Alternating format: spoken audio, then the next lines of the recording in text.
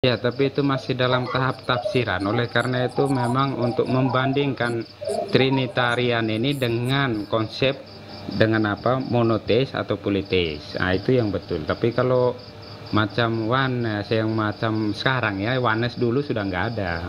Yang ada ini kan yang munculnya ini Jesus only.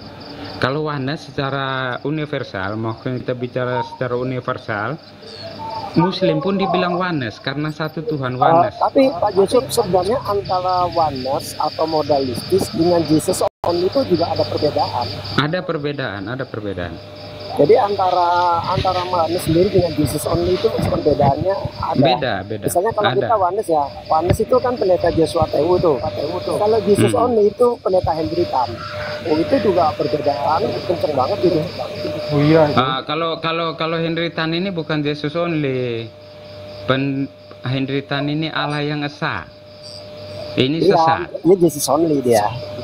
Kalau Jesus only begini ya, saya kasih tahu walaupun saya bukan di salah satu konsep itu, kita gampangnya untuk melihat di mana konsep oneness, mana konsep Jesus only, mana yang Allah esa itu dari ini.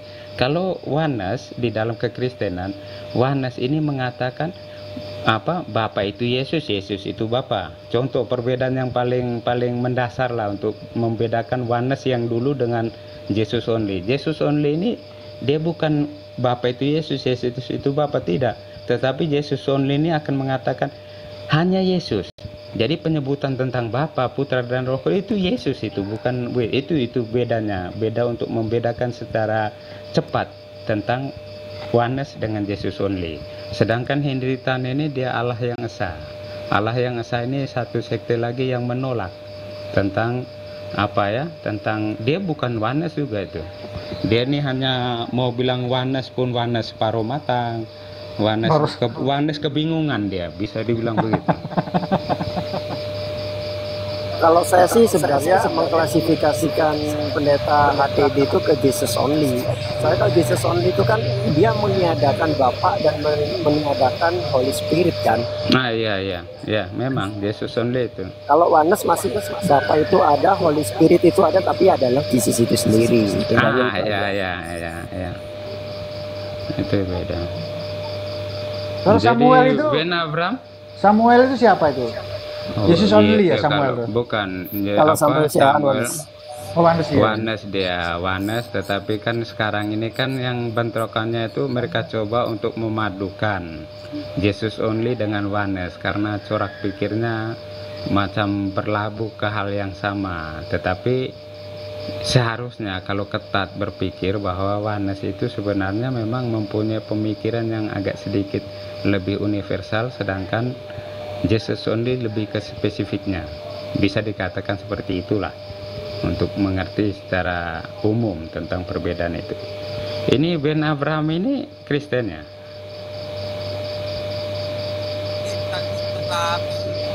Ya? Islam. Islam itu.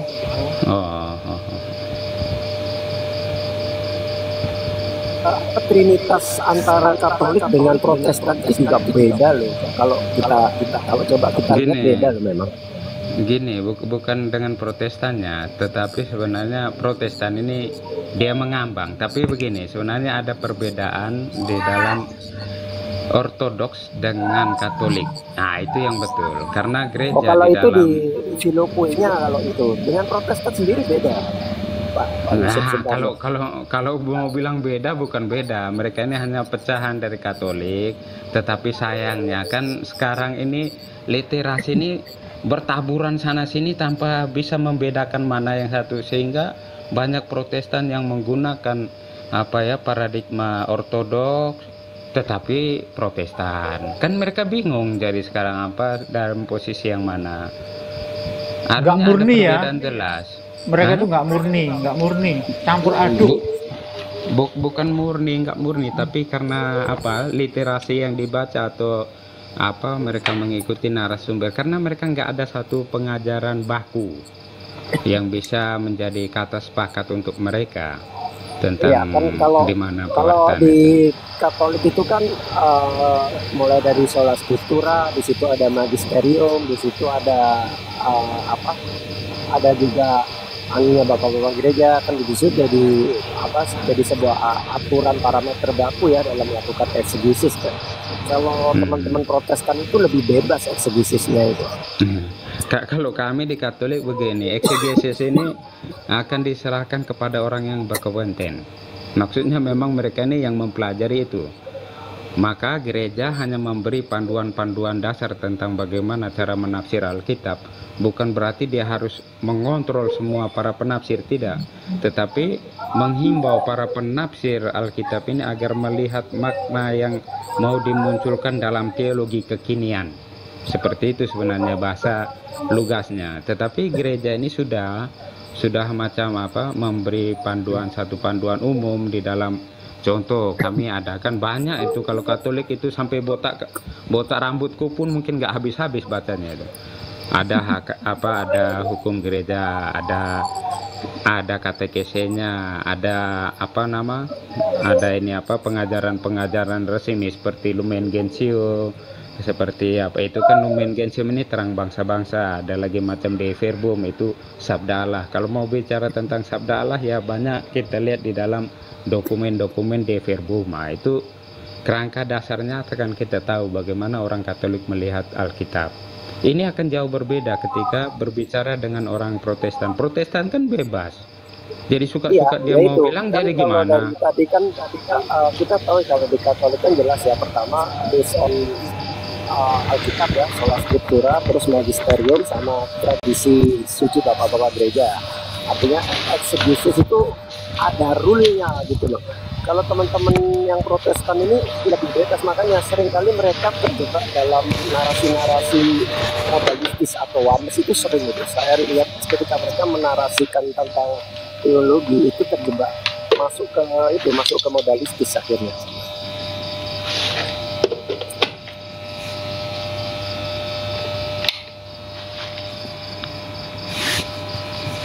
Tapi kebanyakan bilang ini gini apa, Bang Sul, tapi biasa kalau ngecas bilangnya ribut, benar nggak? Ini baterai aku tinggal berapa lagi? Ngecas saja nggak apa-apa. Bisa. Nah, saya Bisa, juga lagi bisa. ngecas juga, nggak ada masalah. Nggak apa-apa, nggak masalah.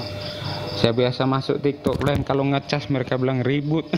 Entah apa ributnya. Enggak. Dengung. Tapi masih bisa dimaklumi kok. Ini dengung nggak? Enggak. Enggak. Oh, Bagus, oke. Dengung ya? Oh, sorry. Enggak, tapi saya- masih bisa dimaklumi, masih bisa dimaklumi. Masih bisa di ini. Saya kecilin suara ya supaya Enggak usah. Hanya menjadi toleransi suaranya.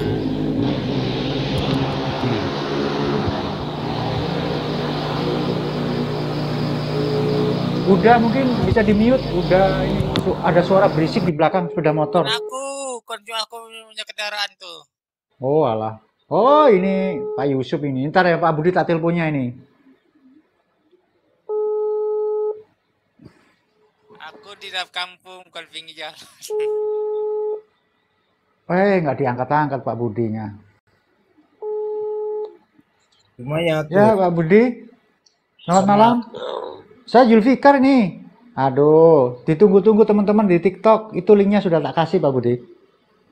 Sama ini, sama Pak Yusuf, Pendeta Yusuf.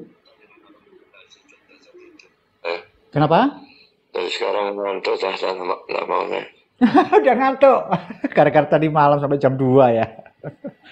Iya. Sapa-sapa dulu lah, mampir sebentar, disapa-sapa dulu itu Pak Yusuf. Saya batasi kan, nggak mau kalau ke malam. Iya, nggak usah, disapa-sapa dulu, habis itu istirahat. Jam 10 jadi memang saya batasi sampai jam 10. Saya kelewatan itu sudah nggak bisa. Iya, betul. Ya masuk sebentar, disapa-sapa dulu, itu ada Pak Yusuf, ada Ben Abraham dari apa itu, dari Yahudi. Di batas New York nih di bawah nih. Kalau mau main lebih pagian itu nggak apa-apa. Pagi-pagi ya? Nggak mau. Oke, sekitar jam 9. Ini bukan pagi loh, pagi saya kerja kan. Ya jam 10-an lah, jam 10-an ya. Ya, jam 10 saya berhenti. Jam berapa? Pagi jam berapa? Subuh, habis subuh? Ya jam 8 itu nggak apa-apa. Oh jam 8. Oke, siap. Ya kalau ada waktu Mas, ada pelayanan tuh ya. oh ya, kalau ada pelayan nggak bisa.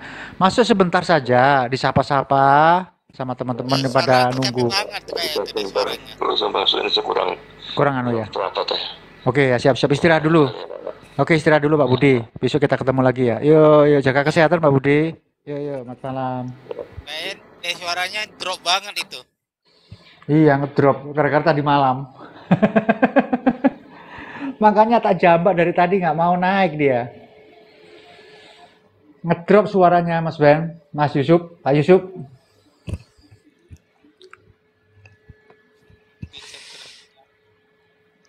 Dibuka mic-nya Pak Yusuf. Oh iya ya.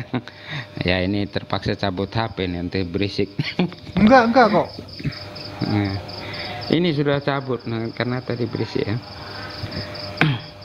Oh ya, tapi kalau dia macam apa, macam yang Protestan yang belajar ya tentang apa teologi Trinitas, seharusnya nggak jauh beda dengan Katolik itu. Ini hanya apa yang mengerti lah belajar itu fondasi dasar, nanti akan bermuara pada dua fondasi dasar pengertian tentang teologi Trinitas, yaitu satu yang biasa yang mungkin Bang Sul atau kawan-kawan dengar yang sering didengung-dengungkan homoousios dan subordinat, bermuara pada hal itu. Perbedaan Katolik dengan Ortodoks, di mana Ortodoks hanya mau menekankan tentang subordinat, disitulah perbedaannya. Sedangkan Katolik ini masih mengekalkan kedua-duanya. Bagaimana bisa mempertanggungjawabkan sesuatu yang sehakikat itu tetapi bisa dikatakan berhierarki? Kenapa bisa seperti itu? Ya, dari sudut pandang orang Katolik akan menjawab bahwa dari sudut esensinya kita akan melihat ini adalah sehakikat, dan berbicara tentang eksistensinya, maka Bapa, Putra, dan Roh Kudus ini berhierarki. Jadi itu ada teologi dari Bapa melalui Putra dan Roh Kudus. Itu semua ada di dalam pengajaran resmi gereja, diakui dan dikekalkan. Oleh karena itu sesuai dengan apa yang telah diputuskan di Nisea Konstantinopel. Karena itu konsili ini berhubungan dengan konsili-konsili ekumenis ya, di mana konsili dogmatis ini enggak itu biasanya enggak berubah. Konsili dogmatis ya, karena itu sudah dogma. Trinitas ini dogma, bukan lagi di tataran doktrin. Karena ada 3 tingkatan ya dalam pembelajaran teologi, di mana pertama penggodokan di dalam dunia teologi itu, pertama ada ide-ide teologi tertentu dari kalangan para pembelajar teologi itu akan beropini, itu dikatakan opini teologi. Dari opini teologi ini akan digodok. Bagaimana penggodokan itu, orang akan berbicara tentang itu, beralih kepada doktrin. Setelah doktrin itu nanti digodok lagi, ditetapkan lagi, bagaimana dibicarakan lagi, dan akhirnya dirumuskan dan ditetapkan sebagai dogma. Maka dogma itu tidak mungkin dapat istilahnya dalam bahasa biasa diganggu gugat. Oleh karena itu ketika seorang Kristen yang betul mempelajari tentang dogma Trinitas, maka di luar Trinitas itu sebenarnya menyalahi pewartaan itu konsekuensinya. Tetapi kan sekarang kita berhubungan dengan orang-orang yang tidak menerima Trinitas walaupun mengaku Kristen. Ya, ini kita layani dalam hal supaya membuka pemikiran mereka, ya, supaya bisa mengerti sebenarnya apa sih kekristenan bentar, itu. saya salah dikit. Ya, Saya tertarik, makanya saya bilang tadi antara Trinitas Katolik dengan Protestan itu bedanya. Kalau di Katolik kan mengakui ya, baik Ortodok Katolik mengakui adanya subordinasi atau adanya hierarki ya. Bagaimanapun juga yang namanya Father itu sama Son sama Holy Spirit itu tidak akan sejajar ya, pasti ada hierarki. Tapi pemahaman teman-teman di Protestan itu kelihatannya hierarki itu dihilangkan, Pak Yusuf. Makanya mereka sering juga terjebak kepada modalistis atau oneness. Ya, itu yang saya katakan. Di Katolik itu memang teologinya itu ya masih mengekalkan itu. Homoousios dan juga subordinat itu masih dikekalkan. Karena itu kita kelihatannya dalam kredo Nisea Konstantinopel yang dihasilkan itu tetap mengekalkan tentang homoousios dan subordinat. Karena Iya, rumusan karena pertama itu akan subordinasi itu kelihatan. memang alkitabiah, dalilnya banyak Iya, itu, iya. Pak. Iya. Ya, ya memang. Tetapi juga homoousios juga alkitabiah juga. Oleh karena itu Katolik masih mengekalkan dua itu, tanpa meniadakan yang satu. Tetapi Ortodoks kan hanya hanya mengutamakan tentang subordinat. Ya itu kita harus akui itu. Itu ada perbedaan. Ini permainan orang yang belajar teologi. Ya Bang Terus Sul, kenapa ini kok supaya konsep bentar Pak Yusuf, konsep filioque-nya dengan ortodok kenapa berbeda? Dasarnya apa? Oke, Kalau oke. di Gini. Katolik Iya, apa, iya. dasar di ortodok apa? Kok filioque-nya Oke. berbeda? Ya, karena gini, ini penceritaan tentang konsili ya. Konsili, ada satu konsili setelah itu ada menetapkan bahwa konsili dogmatis yang telah dibentuk tidak boleh diganggu gugat.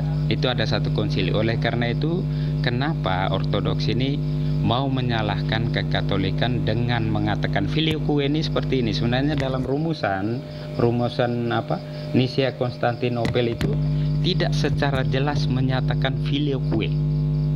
Filioque ini disadari dan dikatakan mulai ditambahkan oleh Katolik. Tetapi kenyataan pada abad ke-6 pun sudah ada filioque itu. Filioque ini maksudnya dan putra. Dan putra di sini karena apa? Karena itu Katolik masih mengekalkan homoousios atau sehakikatnya Bapa, Putra dan Roh Kudus. Tanpa itu Trinitas tidak mungkin bisa berdiri teguh untuk mengatakan kausa primanya itu adalah Trinitas. Karena ketika kita menekankan hanya subordinat, maka jelas Putra dan Roh Kudus bukanlah Allah yang sesungguhnya. Jika kita ketat mengatakan bahwa hanya subordinat yang bisa kita pahami untuk memahami pewartaan itu, jelas tidak. Oleh karena itu tetap dua hal ini dipertahankan, yaitu homoousios dan filioque dan subordinat. Oleh karena filioque ini seperti ini Apakah permasalahannya. berarti ortodok dia tidak mengakui tentang homoousios lagi? Ortodoks begini ya, tentang homoousios itu kenapa di dalam diagramnya kita lihat kan, walaupun mereka akan mengakui itu, tetapi jelas di dalam diagramnya itu meniadakan Beda. itu. Mengakui tapi tidak Ya, meniadakan. Ya, Iya, seperti soalnya itu kalau bisa dari dikatakan. dari perisai Trinitas yang ortodok itu jatuhnya ke subordinat memang. Iya, subordinat ya. Iya, kalau begitu tahu. Ini baca banyak ini Bani Abraham ini. Ini biasa orang-orang yang belajar teologi saja yang ngerti ini.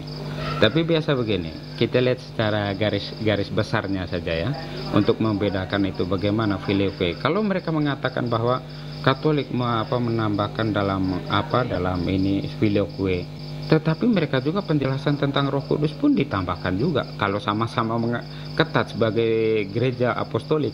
Karena gereja bagi Ortodoks dan Katolik ini gereja ini satu, yang lain itu skismatik.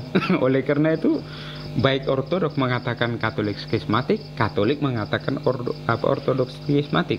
Dan bukti sejarah bisa mengatakan sekarang siapa yang benar.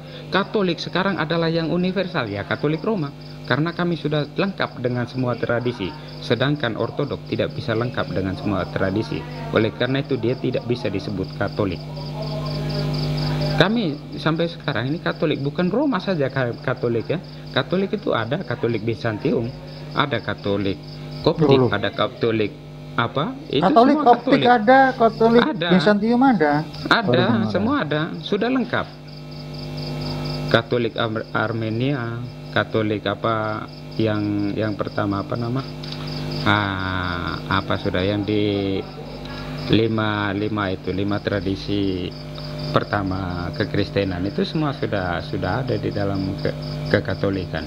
Memang di dalam kekatolikan ini yang muncul di Indonesia ini Katolik Roma, iya. Tetapi Katolik yang sesungguhnya itu sudah lengkap semua, hanya tinggal yang lain belum bergabung utuh. Seperti yang sekarang ada Gereja Ortodoks Indonesia. Kami pun bingung bagaimana bisa merangkai, bisa dikatakan apostolik kalau caranya seperti Protestan. Jelas bahwa maka ada desas-desus orang-orang Katolik sudah mulai mengatakan Ortodoks serasa Protestan. Itu karena gitu suka-suka mereka mentahbiskan diri, itu kan nggak bisa. Ini apa Tapi memang pentapisan kalau ini bicara berhierarki. tentang apa, ketika teman-teman ortodok menjelaskan tentang misalnya yang skema teologi atau ketuhanan itu memang lebih arahnya ke Protestan sih. Nah, bukan lebih arahnya ke Protestan. Protestan lebih arah ke Ortodoks. Ortodoks lebih tua Yang kok. entah yang Protestan ke ortodok atau Protestan ke Protestan, tapi yang pasti warnanya sama kalau Iya, ketika saya iya. mendengarkan mereka harus menjelaskan tentang skema teologinya itu warnanya sama, sewarna. Iya. Mungkin juga ya, mungkin di sini kalau kawan-kawan muslim mendengar penjelasan Trinitas dengan berbagai variasi kadang sampai bingung ini yang Iya, benarnya mumet. yang mana ini. Karena memang Mumet sama sayang ini. ya. Sayang karena ada yang masih berbau unitarian, Trinitas yang berbau oneness. Ya kadang-kadang pusing juga ini. Ini gimana ini? Sebenarnya Ternyata yang padahal paling pusing itu Protestan. ketika mereka mengaku Trinitarian, ketika menjelaskan narasinya oneness. Itu yang paling saya bikin itu pusing. itu.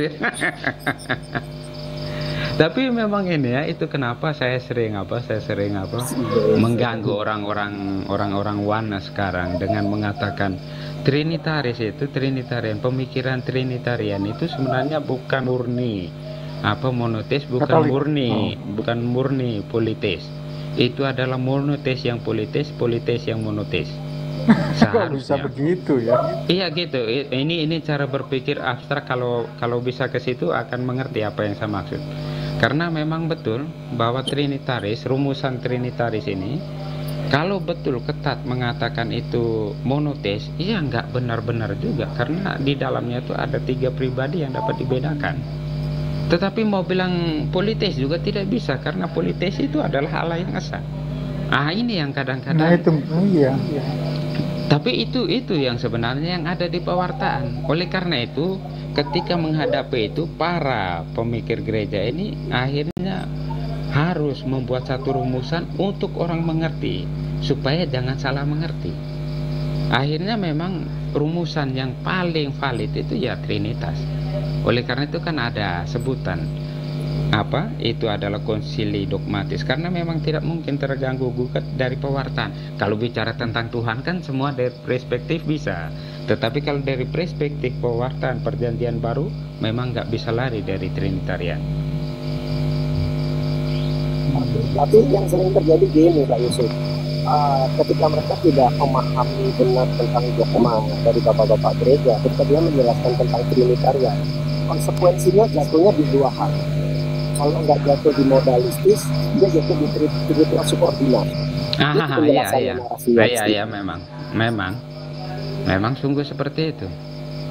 Itu karena oleh karena itu ya, macam apa di dalam dunia kekatolikan, kenapa basic pertama mempelajari teologi itu mesti filsafat? Kan menjadi tanda tanya itu.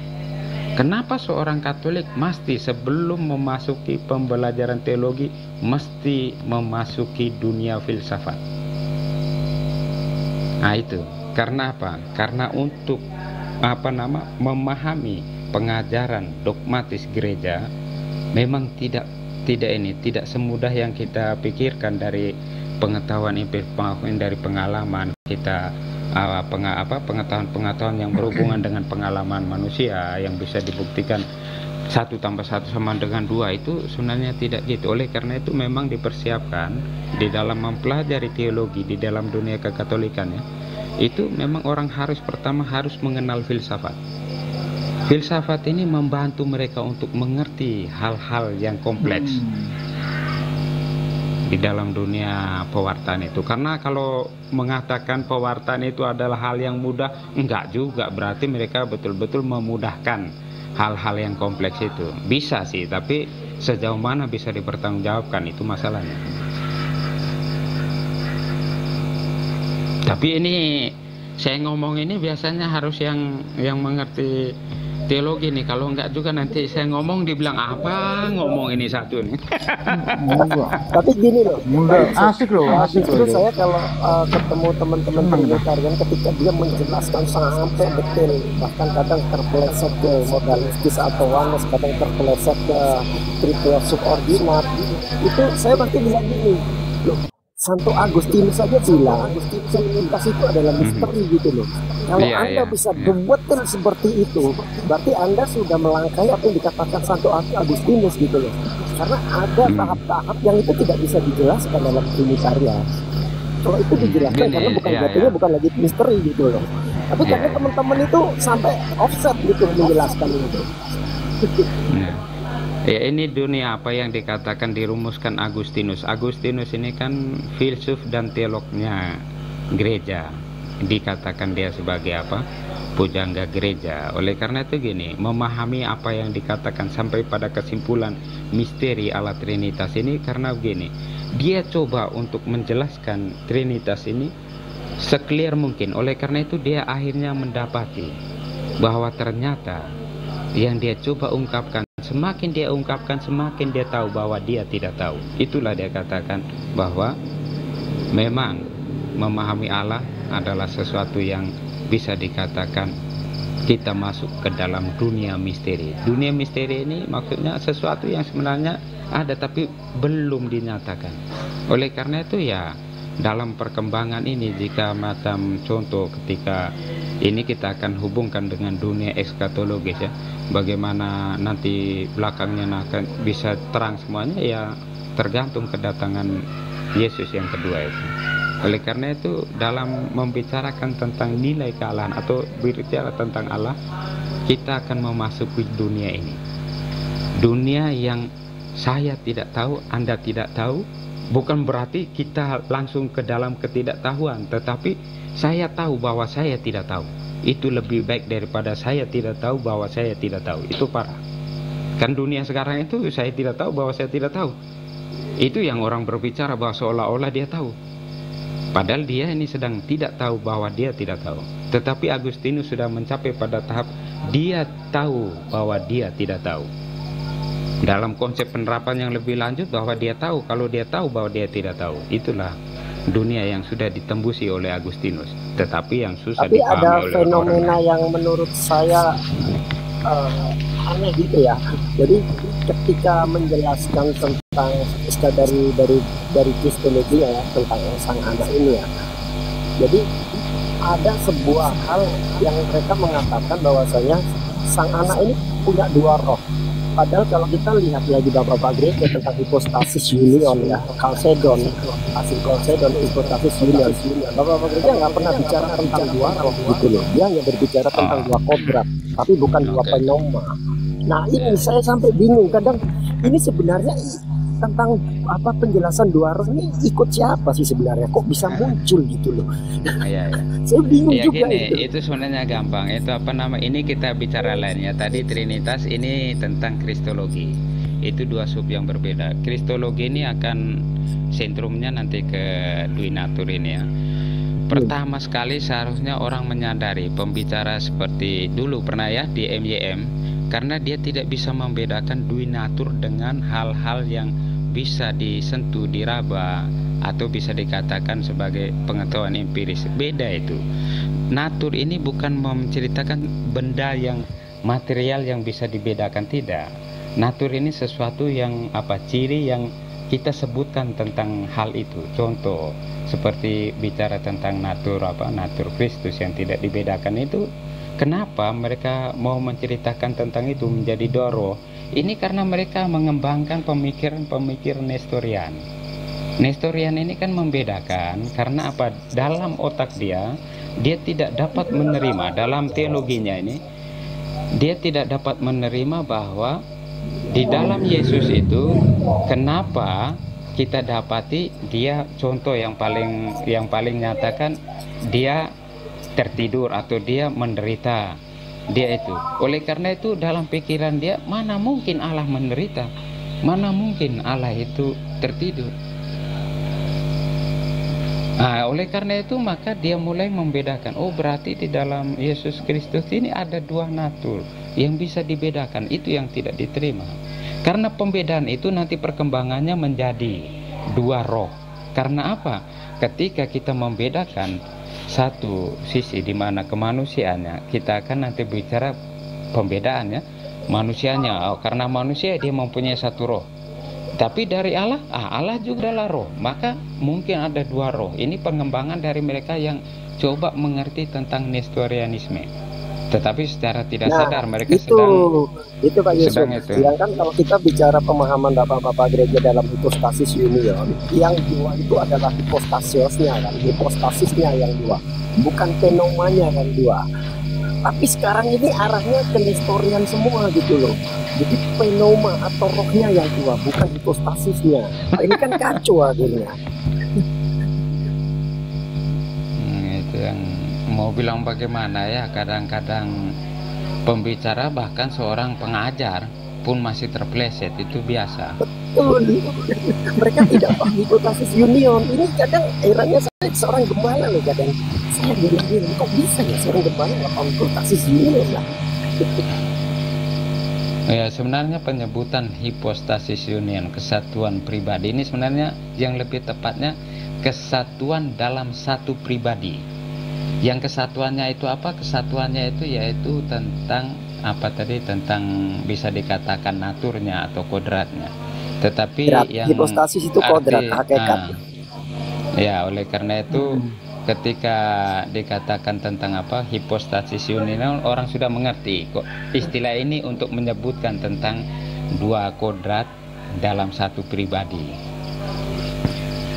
Nah, itu maksudnya. Tapi rata-rata jatuhnya ke itu monofisit, Nestorian. Ini monofisit lain. Monofisit ini dia menyatukan. Monofisit ini seperti ini, bahwa dalam pemandangan pada pandangan monofisit, dia akan mengatakan ada satu pribadi baru dari pribadi pencampuran dua pribadi ini. Dua kodrat, hipostasis ya, dua kodrat itu. Dan akhirnya menjadi satu pribadi Kristus. Itu juga ditolak oleh gereja. Oleh karena itu gereja dalam konsili Chalcedon menolak Nestorian. Hipostasis insaninya melebur. Melebur, ya bisa dikatakan seperti itu. Dia bercampur, oleh karena itu menjadi pribadi baru di dalam Kristus. Nah, itu yang tidak diterima. Bahwa tidak ada sesuatu yang melebur satu lebih lemah. Dengan konsep hipostasis union itu. Nah, kalau itu bukan bertentangan, tetapi ketika ada pengajaran itu, maka gereja berkumpul untuk mengatakan sebenarnya apa yang diwartakan. Oleh karena itu dirumuskan tentang bagaimana ini ya, hipostasis itu, tentang bagaimana memahami dua kodrat itu, terutama dari beberapa pengajar resminya, dari ada Thomas Leo nggak salah ya, juga dengan apa perkumpulan di situ. Itu kan standarnya pakai Thomas Leo itu kan. Ya, itu sebagai referensinya, tetapi juga ada juga pembicaraan di itu ya, di Chalcedon tentang itu. Ya, jadi Chalcedon itu sebenarnya mudah melihat bahwa menolak Nestorian yang membedakan, juga menolak Eutyches yang menyatukan atau monofisit ini. Oleh karena itu gereja masih tetap. Oleh karena itu ya, saya bilang baik kristologi maupun trinitas mesti orang masuk dunia filsafat, supaya bisa memahami secara lebih mudah untuk memahami apa yang dimaksudkan. Mungkin bagi mereka, mungkin bagi kawan-kawan di sini akan mengatakan penjelasan saya juga masih mengambang kok, karena tidak memberi satu ketegasan apakah beda, apakah bercampur. Karena itu memang pandangan gereja juga tetap mengekalkan itu, menolak membedakan, menolak juga pencampuran ini. Oleh karena itu masih mengekalkan dua pribadi yang dua pribadi Kristus, dua kodrat dalam satu pribadi. Ketika berbicara tentang penyalipan, ya kita bicara tentang penyalipan Yesus Kristus, bukan bicara tentang kodratnya. Bahwa kita bicara yang tersalib, itu kodrat kemanusiaannya yang tersalib. Contoh seperti Bambang Nursena, kan gampangnya begini, kita lihat yang di YouTube ya. Ini kan mereka ini memang kalau orang-orang Oriental ini masih akan berbau non Chalcedonian yang menolak konsili Chalcedon. Jadi mereka bisa dengan penjelasan mereka, karena mereka memang diajari seperti itu, bahwa yang disalibkan itu ya jelas kemanusiaannya. Karena bagi mereka tidak bisa dapat menerima Allah itu wafat. atau Allah itu meninggal. Tidak Iya, mungkin. yang sering terjadi seperti itu. Jadi ketika ditanya yang mati siapa? Ya Karena mereka manusianya pasti tidak jawabannya menerima gitu. tentang konsep hipothasis union itu, Pak Ah ya Yusuf. ya. Jadi Ya mereka akan betul. memisahkan, jatuhnya ke Ya. eutikes itu, monofisik. Ah ya ya. Ya, betul. Nah, ini semakin banyak. Ini dari mana tadi? Ben Abraham ini Islam, Muslim. Muslim. Oke. Tapi banyak belajar ya. Bagus Ya, juga. kebetulan aja kok ngerti dikit-dikit. Ya ya. Ya karena sekarang kan bacaan literasinya kan banyak, kita lihat bisa baca itu bisa. Pak Yusuf sekarang seperti seperti Pak Jody, mirip-mirip. Iya, ini kalau ada Pak Jody, Seru. asik ini. Mana? Ada lagi Jody satu pasti lagi itu. pasti Siapa? ini kalau dengan saya dia hanya kata tanyakan saja pada pengajar. Aduh pusing aku. Kan dia saya coba tentang. Udah tak bagi Pak Jody, tapi belum naik Aku ada ini. lagi tuh namanya Pak Antoni. Dia juga itu Seru juga orang itu. filsafat Katolik juga. Biasanya kita undang di tempat dia di event. Bagus dia penjelasannya. Orang filsafat ya, lulusan S2 filsafat Katolik juga. Bagus dia penjelasannya. Mantap penjelasannya.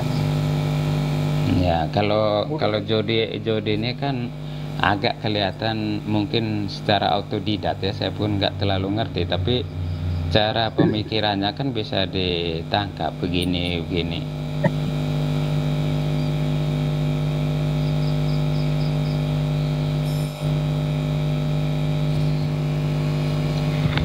Saya sebenarnya Bang Sul juga kawan-kawan di sini, saya sebenarnya akhir-akhir ini lebih tertarik kepada mereka yang ateis juga oneness atau Jesus only, supaya ada sedikit ini argumen. Kalau macam dengan kawan-kawan muslim, karena kita kan beda, jadi gimana ya cara bicara nyambungnya pun nanti kita ada problem di situ. Jelas Kalau- itu. Makanya kita kan menghindari itu, Pak Yusuf. Ya kalau Sekarang juga dengan ramai loh Pak Yusuf yang antara teman-teman Trinitarian dengan Oneness itu seru udah itu. lama itu, sampai sekarang di TikTok masih ramai itu. iya, biasanya. masalahnya kan yang Trinitarian yang melawan Manes ini pun Trinitarian Wanes. Iya, Pusing jadi juga. mereka biasanya gitu, artinya mereka nggak benar-benar paham, bahkan ketika ditanya tentang prinsip Trinitas pun mereka nggak paham gitu loh. Saya bilang, wah gila lu bunuh diri nih kalau lawan Oneness, kayak di pemahaman Trinitarian kamu. Saya bilang, wah. Iya, hanya karena sayangnya kan Wanes ini paling pentolannya Jose Ateu pun masih agak sedikit kabur tentang Wanes ini, padahal kan harusnya mudah melihat ini. Oleh karena itu kadang kebanyakan di room Wanes seperti macam PSBN atau Tom atau siapa yang buka room itu, kalau saya masuk kebanyakan pun mereka hanya bertanya. Ya, mereka paling pun hanya bertanya. Jadi pernah saya tanya mereka, tapi mereka mungkin nggak mengerti ke tahap itu. Saya tanya begini, karena mereka sering bertanya tentang Trinitarian atau konsep Trinitas ini. Trinitas ini kan mereka ya sering menanyakan itu dengan konsep yang aduh kawan lewat sebentar ya. Tahu Jadi, Pak Jody ini, aku hilang nomor teleponnya Pak Jody. bentar ini ada kawan. Di sini ada Neo Alpha ini. Pak Jody naik dong. Ada di bawah sebenarnya ini, nggak mau naik Pak Itu Jody. akunnya Pak Jody itu. Iya, udah tak jambak dari tadi nggak naik. Pak Jody naik dong, Pak Jody. Ada di bawah sebenarnya ini. Ada Pak Jody lebih luas lagi ya ilmunya.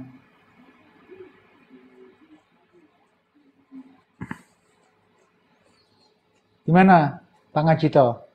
Paham apa yang dijelaskan? Mas Yuriko? Mas Panji? Pada diem semua. Pak Yusuf, Aku dari dulu penasaran sampai sebenarnya. apanya yang Penasaran dibikin apa ya? penasaran? Iku lo apa? Aduh, tentang apa ya? Tentang Piagam Podekret namanya ya, aku agak-agak lupa ya. Mungkin Pak Yusuf paham mungkin ini. Itu loh Pak Konsili Yusuf. maksudnya. Ya nyinggung-nyinggung ke situ. Dekrit mungkin, dekrit. Ya dekret ya. Dekrit itu. Oh iya tadi lewat. Ya, Dekret bagaimana, itu loh Bang Sul? Aduh. Dekrit itu loh. Tuh Mas Iwan tuh tanya apa itu dekrit apa itu? Dekret Edikte Milano. soal nikah itu loh. Apa? Apa sih? Aku nggak bisa bahasa Yunani. Edikte Salonika. Edikto Salonika. Iya. Edikto Salonika. Apa biasanya sih kalau di hasil produk konsil itu lebih banyak pakai bahasa itu Konsili. Latin, bukan Yunani. Iya. Bukan bilang apa? Edikto apa? Edikta. Kalau Edikte Edikta Milano Salonika. atau Kalau Edikta Maluku ya? Milano itu. Edikta, itu Edikta loh, Meliano. Edikta tentang Milano. apa? Yang tanggal 27 Februari itu loh. Pak Yusuf. 27 Februari. Ada mak ini tanggal apa pula 27 Februari? 27 Februari jam 3 Tahun? sore tahun 381. Oh, Konsili, ini kalau 381 ini konsili apa Ya. sudah yang kedua apa? Nicea Konstantinopel. Iya betul. Sekitar itu. Sampai pertama itu kalau nggak salah. Betul yang pertama Itu itu. kenapa? Itu kayak apa ceritanya itu, Pak? Coba bisa di aku enggak bisa kasih setengah-setengah tuh nangkapnya ya. Jadi Pak Yusuf lebih enak menyampaikannya mungkin.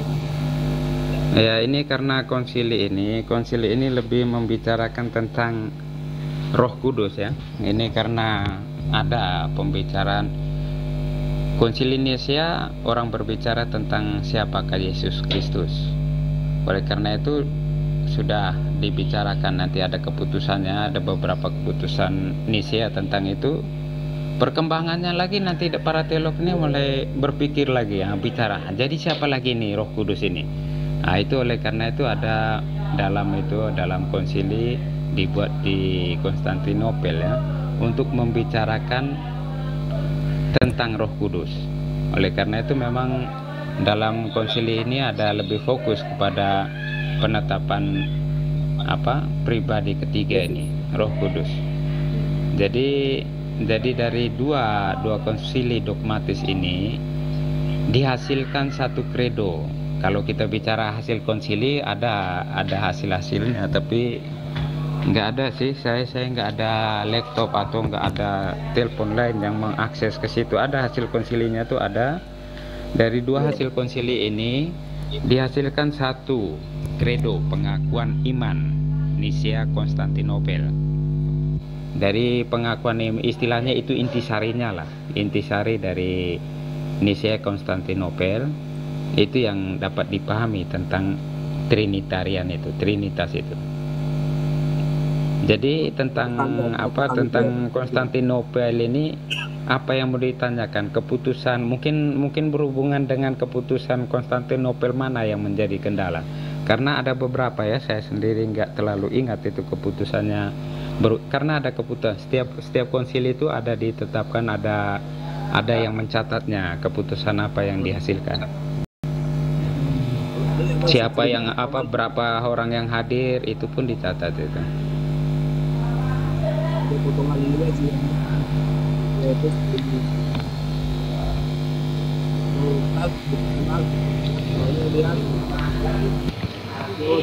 Kecil suaranya Mas Iwan. Tadi besar kok sekarang ngecil lagi ya. Iya, jadi Evangeli Tante Doktrinam Poste Satos. Aduh, namanya susah betul. Intinya itulah.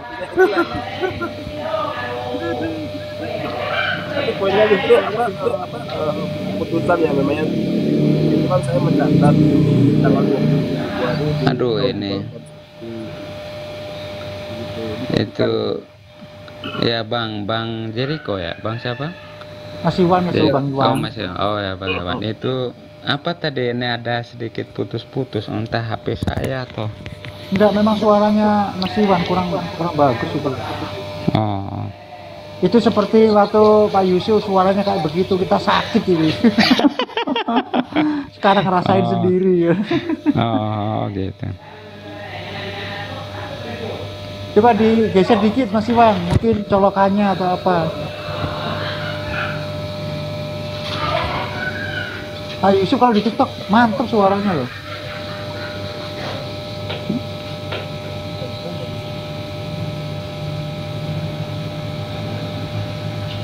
Itu yang saya baca di apa namanya di pesan ini, yaitu keputusan apa namanya edik elektronika itu tentang agama Kristen, dan juga disebutkan nama Tuhannya yaitu Yesus. Itu yang saya baca loh ya. Saya baca itu Pak Yusuf. Oh. Atau mungkin yang dibicarakan tentang Edicta Milano itu 313 ya. Itu juga bicara Yang tentang Milano cuma bukan yang 313 sih. kalau Oh, yang tanggal 27 Februari gitu aja Pak Yusuf, mungkin nanti Oh, iya. share aja lah, nggak apa-apa, nggak harus sekarang sih. ya ya. 27 Februari 381 jamnya jam 3 Kalau sore. kalau 381 itu pasti konsili yang Konstantinopel, kebetulan dia pun 381. Jadi kalau bilang 381 oh ya mungkin konsili. Tapi tentang edikta ketika itu kan ada juga dalam sejarah ini satu yang kita kenal. Kalau di konsili itu biasa kami hanya membaca tentang keputusan konsili, tetapi kalau tentang bicara edikta ini pasti kami akan merujuk kepada Edicta Milano. Itu yang kadang-kadang mungkin dari bahasanya saja. Tapi mungkin sekarang sedang bicara tentang Konsili Konstantinopel. Secara umum Konsili Konstantinopel itu berbicara tentang pribadi ketiga, Roh Kudus ini. Ya, betul, arahnya ke situ, betul. Sampai aliran apa? Arianis ya, tanda kutip katakan bidat. Ya. Kalau bidat di jalan gitu ya, arahnya ke situ kan. Ya, mulai nanti situ mulai berkembang tentang pemahaman itu ya. Kita lanjut, lanjut. Ya, ya. Kalau enak badan ini lagi batuk soalnya. ya ya. Ya, jadi memang ini ya, memang konsep Trinitas ini ya kalau mau dikatakan sulit memang sulit. Mau dikatakan mudah enggak juga. Pokoknya ya, ya bisa dipermudah sejauh mana bisa dipahami, tetapi memang kalau kita bicara menceburi lebih dalam, itu yang saya katakan tetap mempertahankan dua itu. Ketika kita jatuh kepada satu pemahaman tentang sehakikat, maka akan jatuh kepada Oneness dan Unitarian. Di mana kita mempertahankan subordinat, maka kita akan jatuh kepada Triteos. Makanya itu konsep rumusan Trinitaris yang saya bisa katakan kepada orang-orang Oneness yang menolak satu Tuhan yang esa dalam tiga pribadi, ini saya gunakan kata-kata yang lebih supaya mereka lebih berpikir keras bahwa Trinitaris ini monoteis yang politeis, politeis yang monoteis. Supaya pecah sekali kepalanya. Aku dengarkan ini pusing, itu apa ini konsepnya? Kan ini ya kan monoteis ini satu Allah. Kan kita kalau bicara tentang Tuhan ini hanya jatuh pada dua konsep. Satu Allah dan banyak Allah. Hanya dua konsep. Yang ketiga pasti ateis karena dia menolak tentang Allah itu.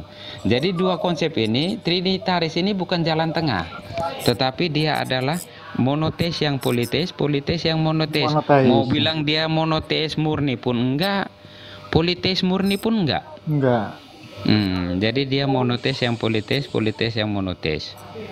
Kenapa dikatakan monoteis pun enggak? Karena gini, penjelasan Allah yang esa dalam tiga pribadi ini mengharuskan seseorang mampu untuk berpikir secara abstrak tentang pembedaan yang sesungguhnya tentang arti beda atau sama. Ini kan bicara logika Aristoteles, di mana dia coba untuk berpikir itu adalah membedakan yang beda dan menyamakan yang sama. Oleh karena itu kan ilmu teologi ini juga harus bisa diterapkan dalam pandangan-pandangan yang rasional yang bisa dapat dipahami. Oleh karena itu memang kalau ketat kepada pemikiran trinitaris, maka harus mengekalkan monoteis yang politeis, politeis yang Terus yang monoteis. monoteis. Mumet kamu. Itu yang sering kali bikin teman-teman Trinitarian bingung. Iya, karena memang konsep itu. una substantia tres personae diskreti non separati. Non Wah, separati, itu ya, pusing itu. itu udah kalau kena yang seperti itu. Ya. Karena itu memang kan, karena ini juga ya, ini Tertullianus. Sebenarnya Tertullianus itu sedang mendobrak pemikiran filosofis yang pada saat itu berkembang, una substantia, una persona. Karena memang itulah pengalaman empiris kita, maksudnya pengetahuan empiris, pengetahuan dari pengalaman kita kan. Setiap pribadi pasti satu substansi. Ya karena seperti itu, karena memang jatuhnya ke situ. Tidak mungkin bisa diterima kalau kita satu substansi tapi bisa hadir dalam 3 pribadi. Oleh karena itu memang Trinitaris ini agak berbeda dari itu. Oleh karena itu mendobrak pemikiran filosofis yang sampai pada pemahaman una substantia, una persona. Karena itu pemahaman umum kan seperti kita, semua subjek di ruang dan waktu ini akan una substantia, una persona. Persona bukan ini ya, bukan personal, bukan maksudnya pribadi. Maksudnya contoh, satu batu akan mewakili satu itu, macam substansinya batu itu akan tetap mewakili satu itu juga, satu sebutan tentang batu itu. Dia bukan lagi dikatakan cair, tidak, karena dia tidak mungkin dikatakan cair ketika dia adalah batu.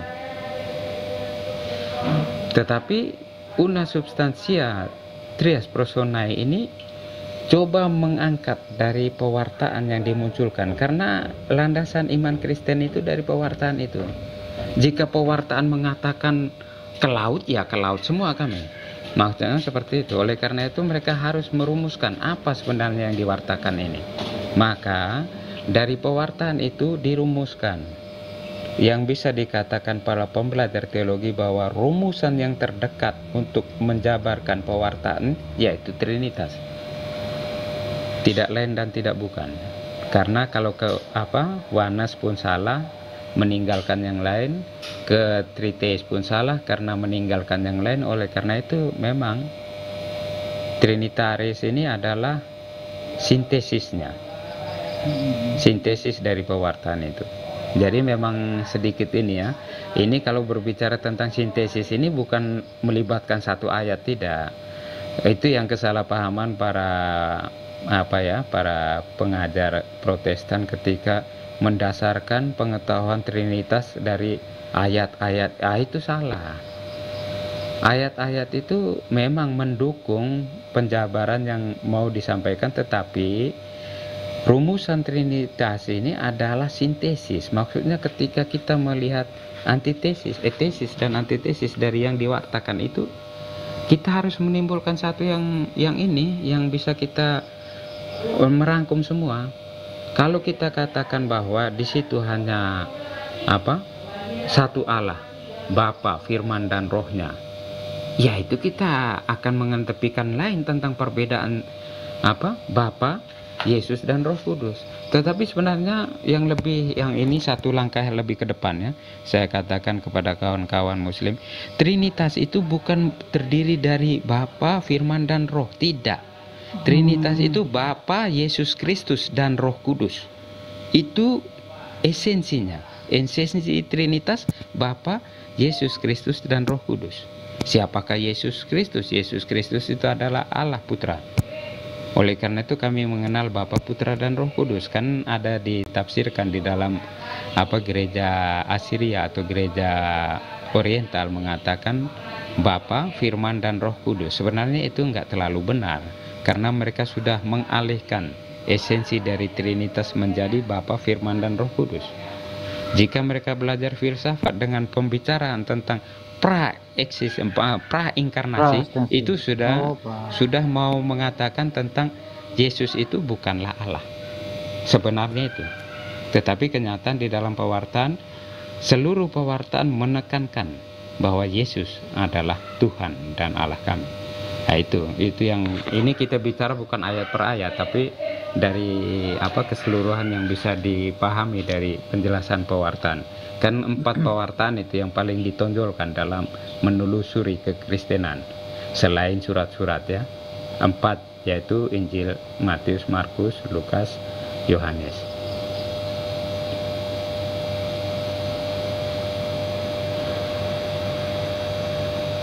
Ya, ini Bang Sul, ini sudah malam, sudah ngobrol-ngobrol sedikit, sudah numpang lewat di roomnya Bang Sul. Salam untuk semua. Siap. Mau CCC. kemana sih? Kita itu masih santai di sini loh. Biasa mau keluyuran lagi, mau lihat mana yang ribut ya. suka ateis ini. Tapi belum ketemu. Kalau ada kawan-kawan yang ketemu ateis, yang biasa kan ateis mengandalkan logika, tapi Ya, belum ketemu seru yang itu. Nah. Ya, saya izin turun ya. Terima kasih atas Oke, terima waktu kasih dan kesempatannya. Pak Yusuf. Besok ya ketemu Oke. lagi. Besok itu Oke, lebih seru oke, lagi. ya. Insya Allah besok ada Pak Ya. Budi. Oke. Terima kasih semua ya. Izin turun. Siap. Oke.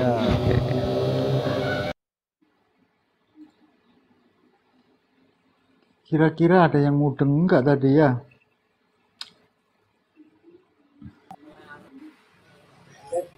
Kalau nggak pernah belajar tentang skema teologi, pusing itu. Pusing.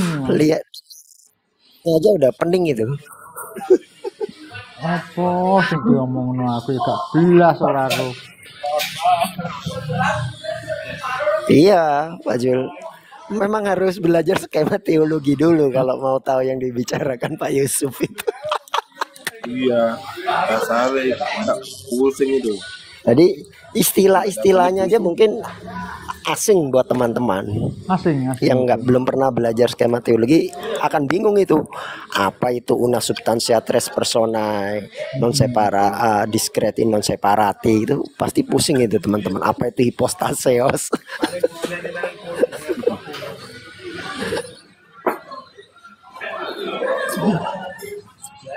Tapi asik kok dengan apa itu Pak Yusuf, asik orangnya.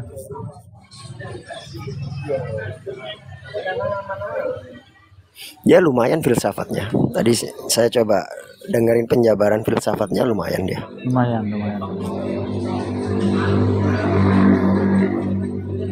Ya gimana mau Pak Budinya ini nggak gelem metu loh Mas. Ya sih. Sebenarnya tertarik aku nanti gimana ketika Pak Budi berargumen lawan Pak Yusuf itu, saya tertarik ini.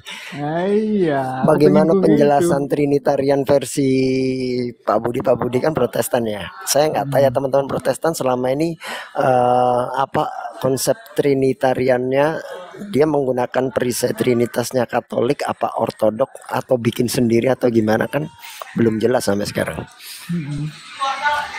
seru itu mana Pak Budi masuk, tapi tak telepon ro dhewe ngono lho wonge. Ya Awake nanti aja panas. kalau Pak Budi masuk panggil Pak Yusuf, itu keren itu. Seru. Sakwo besok seru itu. Tak aturin. Tapi besok agak siang Mas. Maunya dia jam 8 pagi. Wah, pagi-pagi besok. Aduh, Iya, maunya pagi dia itu. Pagi aja Pak Jul. enak Tadi kan malam ngomong lah, gitu. habis maghrib gitu kan enak, Pak Zul. Iya, ngomongnya tadi begitu. Tapi nggak apa-apa lah, besok tak rayunya. Tak rayu-rayu Iya, gitu. habis maghrib lah, jam-jam setengah 7, jam 7 itu kan enak, kita lagi Nah, nyantai iya. udah. Tadi aja suaranya wis gerok-gerok bisa. Suaranya wis setengah mainan suaranya. Iya, saya sebenarnya tertarik teman-teman yang di RT 16 atau Protestan ini, dia cenderungnya ke perisai Trinitasnya siapa? Ke Katolika atau ke Ortodoka? Atau mungkin punya perisai Trinitas sendiri? Kan selama ini kan mereka nggak pernah nunjukkan tentang perisai Trinitas. Dia lebih prefer kemana kan nggak tahu kita. Iya, meraba-raba loh. Tapi kadang-kadang ono sing memang betul-betul mereka nggak ngerti. Iya, Ada karena yang emang banyak. rata-rata Protestan rata-rata ketika bicara tentang konsep bapak-bapak gereja rata-rata memang buta mereka. Nggak ngerti. Memang.